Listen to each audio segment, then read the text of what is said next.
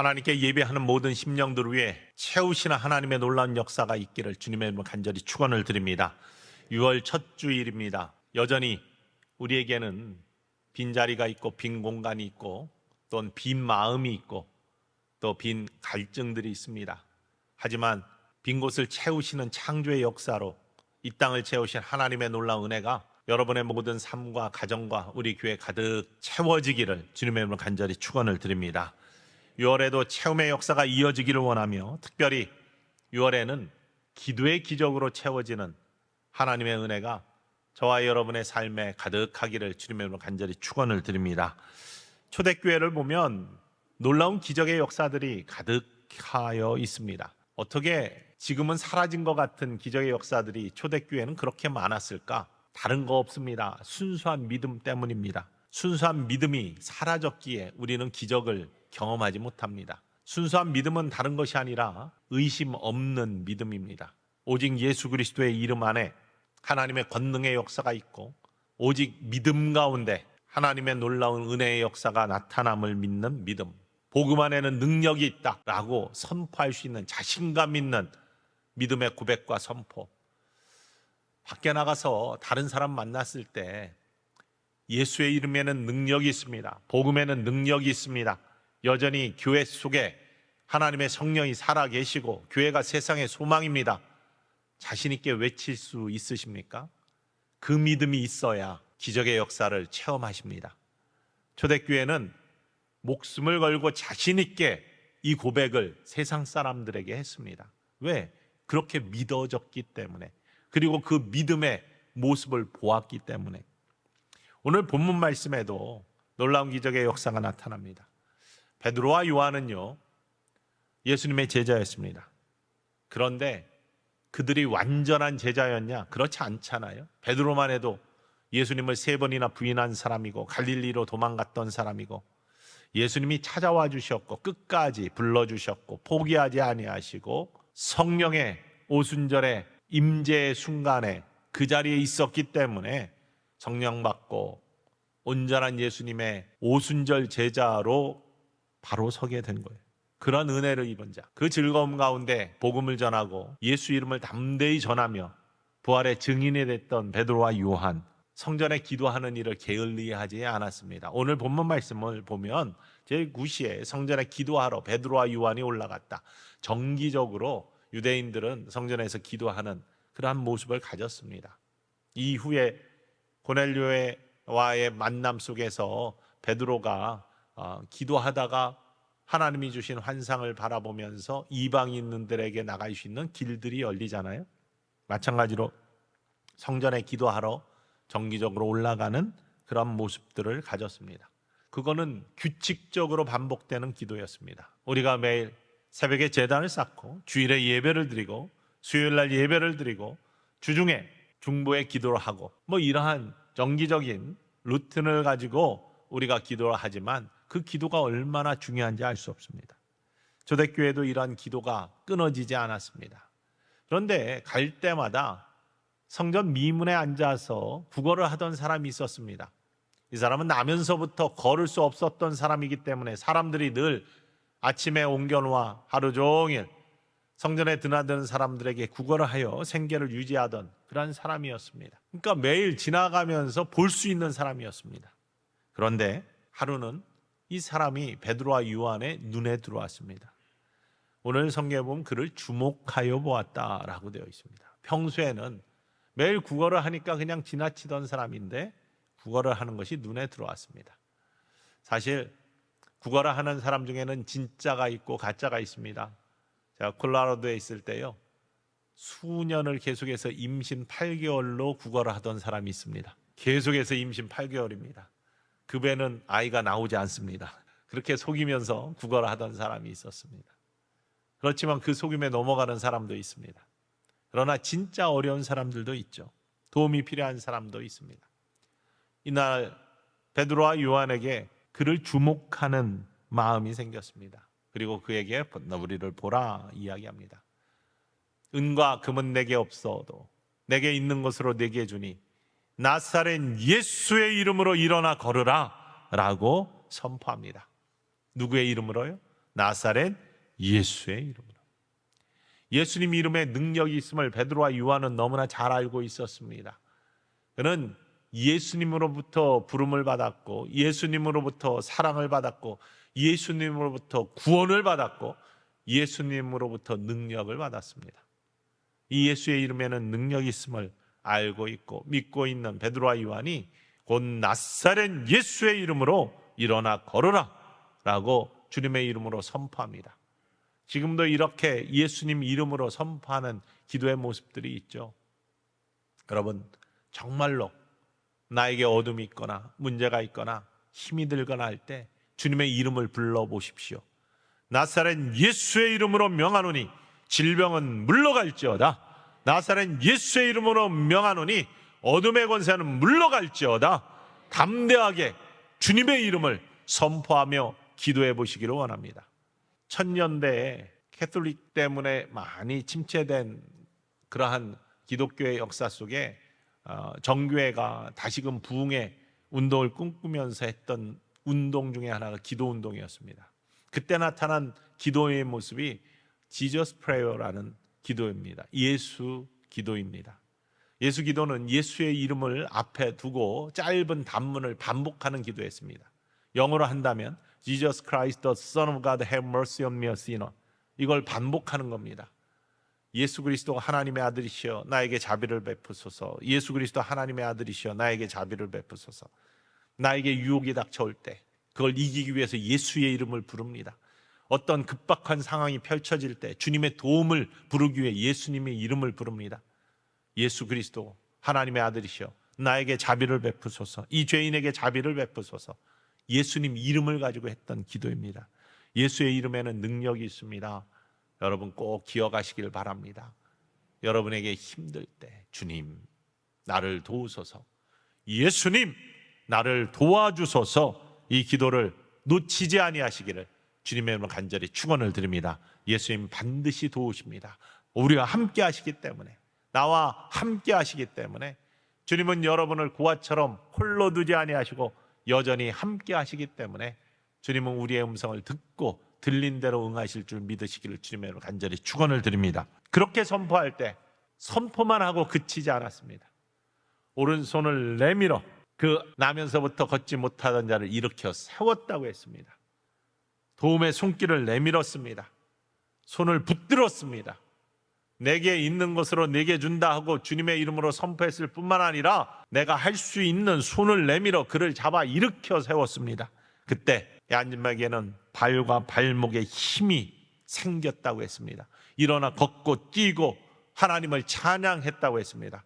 사람들이 보고 함께 놀라며 예수 그리스도의 이름으로 말미암은 놀라운 능력의 역사를 보고 함께 놀라고 즐거워하는 모습이 나타났습니다. 우리나라는 100여 년 전만 해도 정말로 어둠의 나라였습니다. 스스로 일어날 수 없는 안진뱅회 같은 모습을 갖고 있었습니다. 고집을 부려가며 쇄국전책을 써가면서 가난과 어두움 속에 있었지만 그것이 가난과 어두움과 정말로 낭패라는 것을 인정하지 아니하고 내가 잘못된 것을 잘못된 것이라 생각하지 못하는 상태에서 큰 깊은 어두움 속에 웅덩이 속에 놓여있는 모습이 우리나라의 모습이었습니다. 수많은 사람들이 죽음에 내몰려도 질병에 내몰려도 그것들을 회복하게 할 수 있는 시스템도 없었고 도움의 손길도 없었습니다. 그때 외국의 선교사들이 복음을 들고 우리나라에 찾아왔습니다. 동방의 작은 나라 우리나라를 주목하여 보기 시작했습니다. 하나님의 은혜로 이 작은 땅에 소식은 들려도 별로 관심이 없던 이 땅에, 원래 선교사들이 갔던 땅들은 중국 땅과 일본 땅이었습니다. 한국에는 관심 별로 없었습니다. 그런데 우리나라에 관심을 갖기 시작했습니다. 주목하여 보았다. 그리고 그들이 목숨을 걸고 이 땅에 들어와서 예수님 이름을 선포하기 시작했습니다. 손을 내밀어 도움을 주기 시작했습니다. 어두움과 고집이 있었던 이 땅에 빛을 던져주면서 새로운 교육과 세상에 돌아가는 모습과 뿐만 아니라 죽어가는 영혼들, 육신적으로 죽어가는 질병 속에 새로운 치유의 역사, 병원이 세워지고 근대 의술들이 들어오고 하면서 죽어간 영혼들을 구해냈습니다. 이때만 해도 유아 사망률이 2살 이하에 100명이 나면 45명 이상이 죽었답니다. 그렇게 많은 이들이 죽어가는 질병 속에서 새로운 의술들이 들어왔고 또 복음이 들어왔고 교육이 들어오면서 우리나라가 깨어나기 시작합니다. 발에 힘을 얻고 일어나 걷기 시작하는 놀라운 역사가 나타납니다. 몇 주 전에 우리 장로님들 부부 수양회를 다녀왔습니다. 여수로 다녀왔는데 그곳에 방문한 곳이 애양원이라는 곳입니다. 여수 애양원. 여수 애양원은 손양원 목사님, 사랑의 원자탄으로 유명한 손양원 목사님이 목회하셨던 곳입니다. 손양원 목사님은 우리가 잘 아는 것처럼 여순 사건 때 두 아들을 잃었습니다.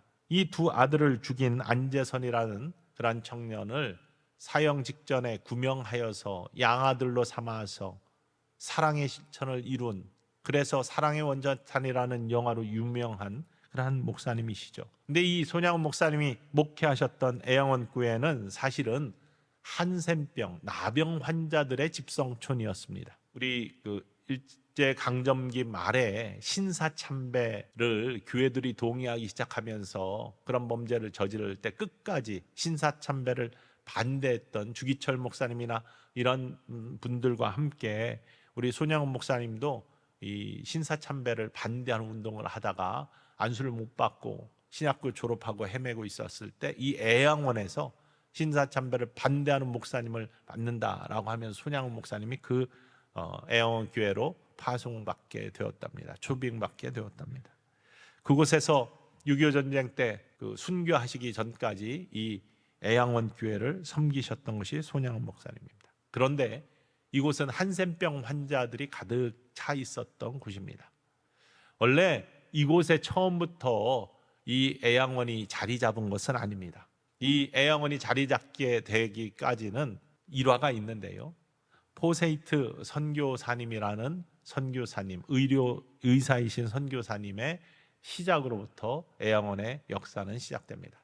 많은 선교사님들이 한국 땅에 이 한국 땅을 주목하면서 들어오기 시작했습니다. 손을 내밀기 시작했습니다. 스스로 일어날 수 없는 이 땅에 손을 내밀었던 수많은, 이곳에서 희생하시고 죽어가시고 순교하신 수많은 선교사님들이 이 땅에 새로운 빛을 주셨어요.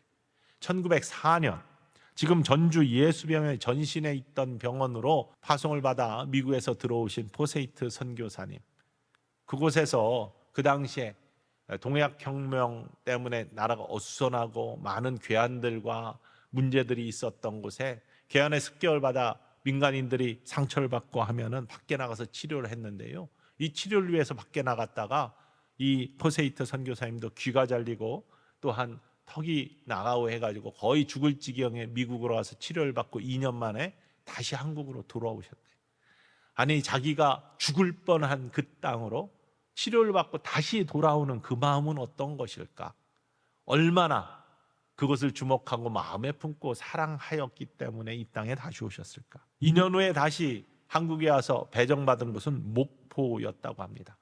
원래 초기 선교는 감리교와 장로교 선교사님들이 함께 들어왔는데요, 선교지가 분할이 되었습니다. 경상도와 전라도 땅은 장로교가 맡았고요, 충청도와 강원도 땅은 감리교가 맡았습니다. 그래서 지금도 교세가 남쪽에는 장로교가 세고 또 충청도와 강원도는 감리교가 셉니다. 원래 처음부터 그렇게 분할하여서 선교지가 나누어져 있었기 때문에 이 장로교 선교사님이었는데 목포 선교지의 책임자로, 의료 책임자로 가 계셨어요. 근데 갑자기 전보가 왔습니다. 광주에 책임을 맡고 있던 윌슨 선교사님이라는 분으로부터 전보가 왔는데, 밖에 나가서 시골을 다니면서 전도하던 오기원 선교사님이라는 분이 열병에 걸려서 죽을 지경이니 빨리 올라와서 치료를 했으면 좋겠다라는 전보가 왔습니다. 그래서 목포에서 광주로 말을 타고 계속 올라왔습니다. 광주로 얼마 안 남긴 길목에서 한 환자를 발견하게 됩니다. 여자 환자였는데요, 누더기를 입고 그 누더기에는 피와 고름으로 가득한 누워있는 한 여인을 발견하게 됩니다. 선한 사마리아인처럼 그냥 지나칠 수 없었던 포세이트 선교사님은 그 여인을 직접 업고 말에 태워가지고 광주로 데리고 들어옵니다. 많은 사람들이 기겁을 했습니다. 그 여인은 나병 환자였습니다. 한센병 환자였습니다.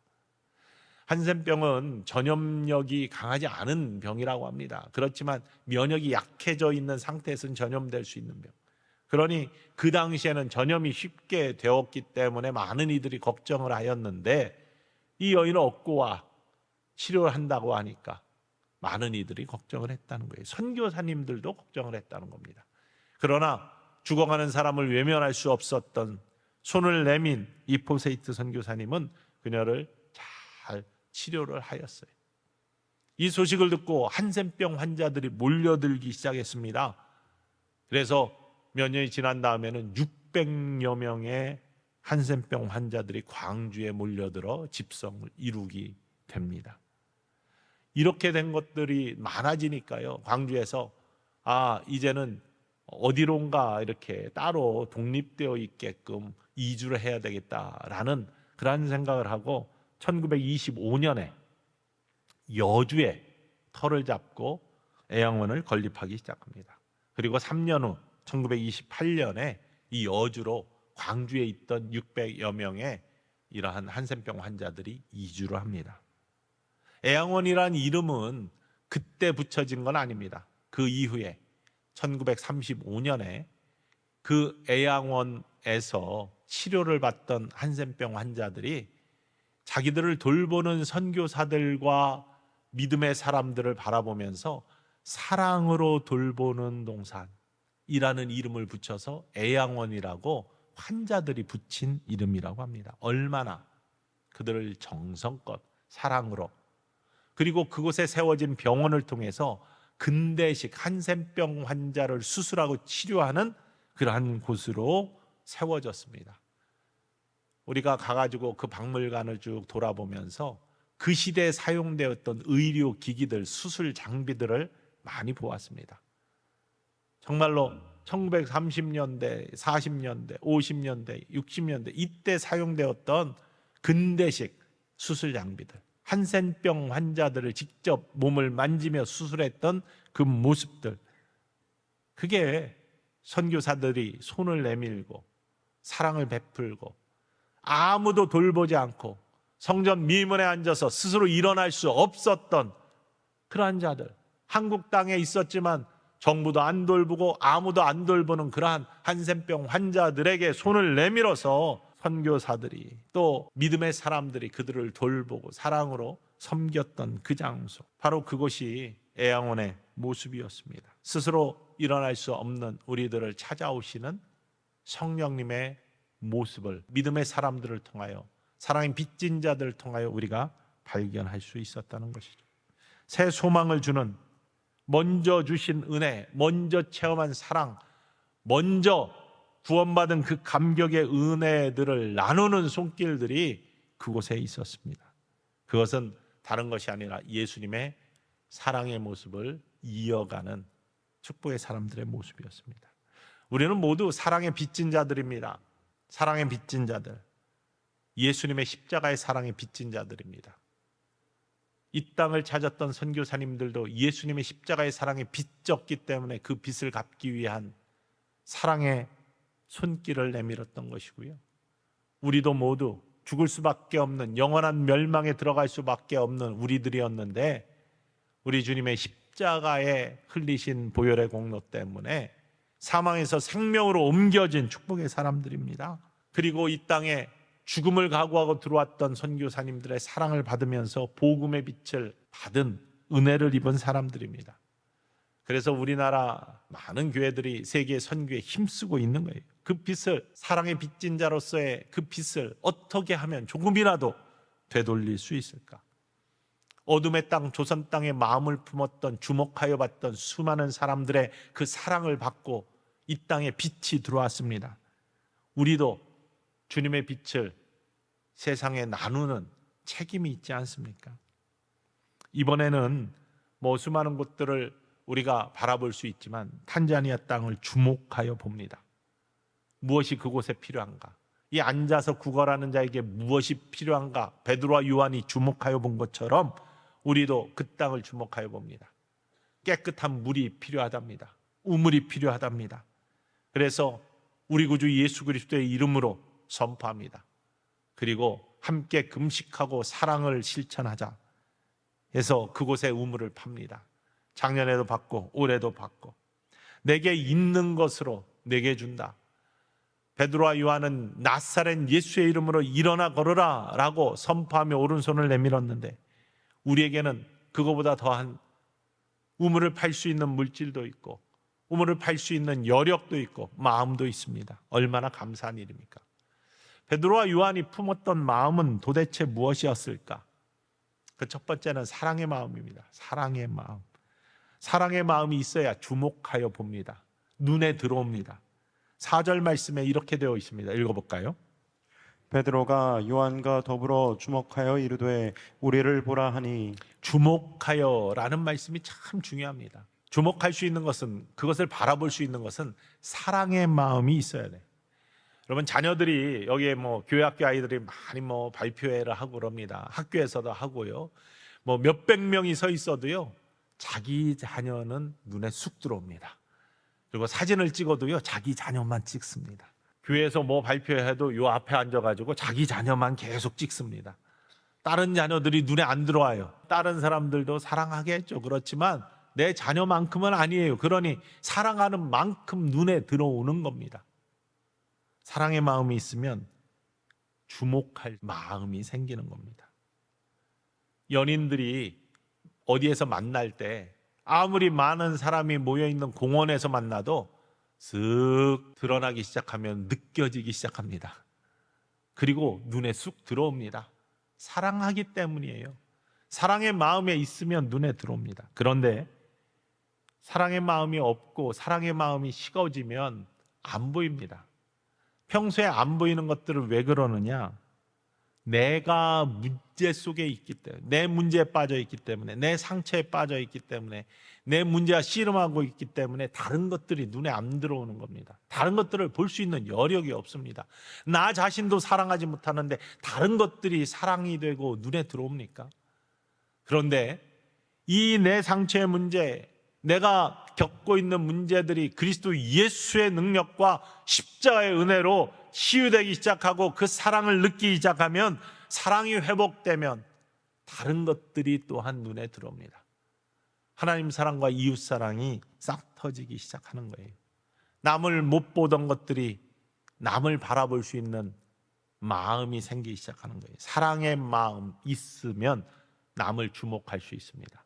베드로와 요한에게 그 마음이 있었다는 사실입니다.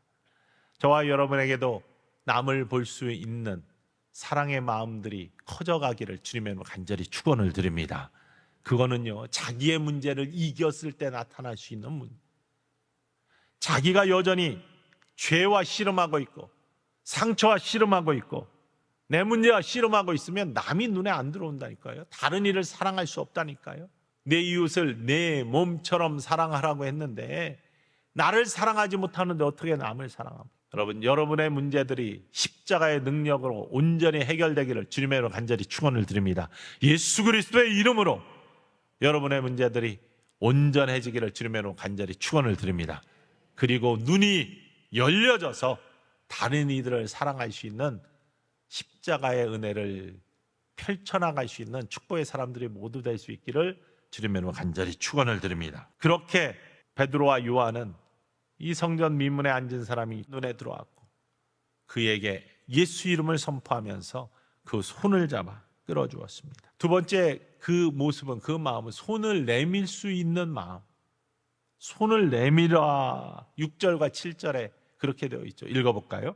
베드로가 이르되 은과 금은 내게 없거니와 내게 있는 이것을 내게 주노니 나사렛 예수 그리스도의 이름으로 일어나 걸으라 하고 오른손을 잡아 일으키니 발과 발목이 곧 힘을 얻고. 우리의 믿음의 사람들이 가장 중요한 것 중에 하나가 입으로만 하지 않는 것, 입으로만 떠들지 않는 것, 말하는 것이 행동으로 옮겨지는 것. 믿음은 사랑의 모습으로 완성되는 거예요.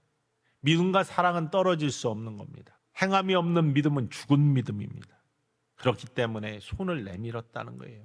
그에게 할 수 있는 일, 손을 내밀어 그를 붙들어 일으켜 세워주었다는 겁니다. 주고 싶은 마음, 이 마음이 진짜 사랑의 마음입니다. 나눔이 없는 사랑은 없어요. 희생이 없는 사랑이 없습니다. 나눔 속에 행복이 있고 기적이 있는 겁니다. 작은 손길이 어떤 하나님의 역사를 만들지를 아무도 모릅니다. 우물을 파는 것, 이것이 무슨 큰 일이냐? 아니에요. 그 속에 죽지 않고 생명을 가진 사람이 커서 나중에 어떤 하나님의 역사를 만들어낼지 아무도 모릅니다. 우리가 가면은 우물 개소식을 두 곳 단기 선교팀이 참여를 하고요.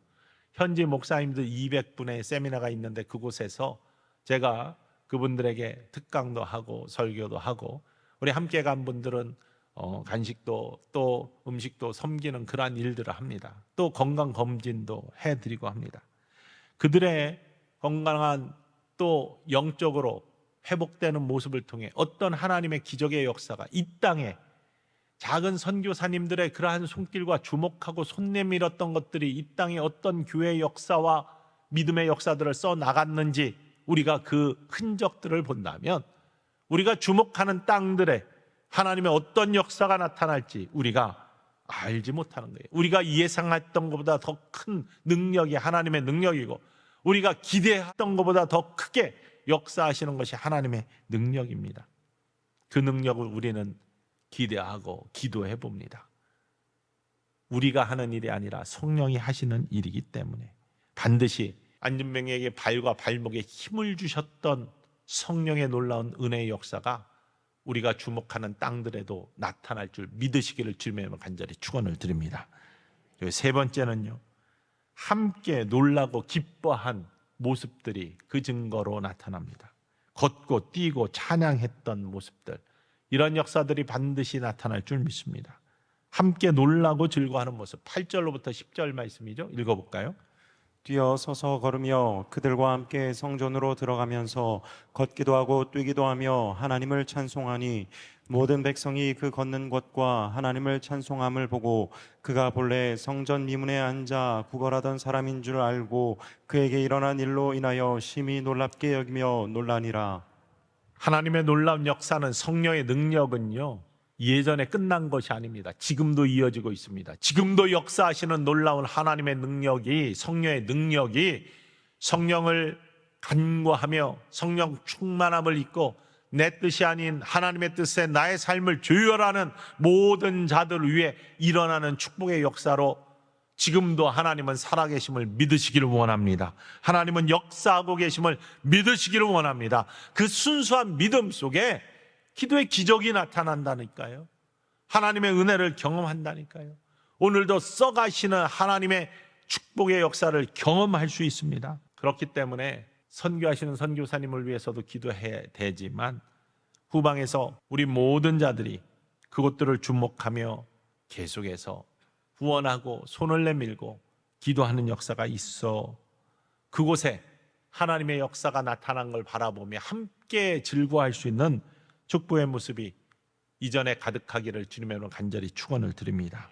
내게 있는 것으로 내게 준, 내게 있는 것이 무엇인지를 분명하게 고백할 수 있는 모습. 희생의 선교사님들의 모습과 성령의 놀라운 능력들이 합하여서 이 땅에 선교의 역사의 흔적들이 지금의 우리의 교회 모습입니다. 마찬가지입니다.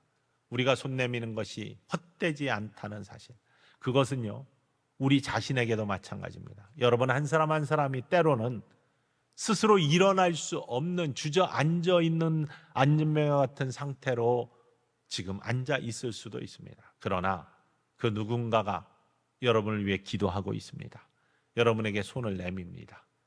붙잡고 일어나는 것, 주님의 손을 붙들고 일어나는 겁니다. 폭풍 속에 빠져갔던 베드로가 예수님이 손 내밀 때 그 손을 붙잡고 다시 빠져가는 물속에서 일어났던 것처럼 성령의 도우심의 손길 간구하고 내미는 손을 붙들면 지금 앉아 계십니까? 일어설 수 없을 것 같습니까? 힘이 하나도 없으십니까?